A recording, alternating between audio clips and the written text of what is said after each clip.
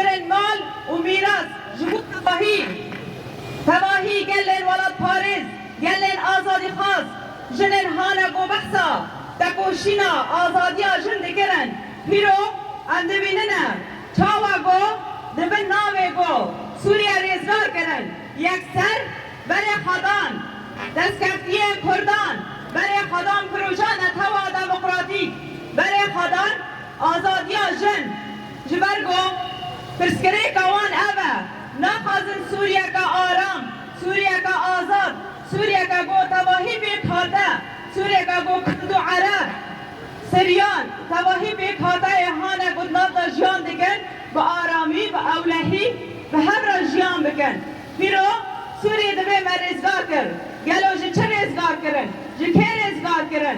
نظام بعض هر تشتی خواب آوائه کی بشارتی دکر پیرو حکومت آوه هست هر تشتی خواب تکچیل هانه گو لسر جنان لسر گل کرد لسر سریانا و لسر علویان لسر دروزیا با آوائه کی آشکره لبر جاوه تواهی جهانه دگیه لبر جاوه جهانه گو هیرو به وقت در کردن جهانه گو هیرو لسر ماسایان دبیشن ام حلیفه کردانن ام آلیکارن لمخابن تنه دا آسته گوتنان دامایه پیرو لسر عرده بویا لحانه گوده در حق کردان داده کرن در حق جنان داده کرن پیرو به وقتیا که پرمزنه لبر جاوه تواهی جهانه جخش شش مهده چاوه گو دست بکر یک سر برای خدا نگلی کرد به طایبت دانه جنان خواستن جنان تنه بکن کبونا جنان جهوله راکن یک سر جنج قادان آویتن گزین مجه کرن جبرگو راستی ترسا گو جیان دکنه پیرو در خستن پیرو در کت لپر جاوه تواهی جهانه در کت ترسا وان جهبونا جنه ببه یکی ببه چاو آمدی شیخ مقصوده لرقای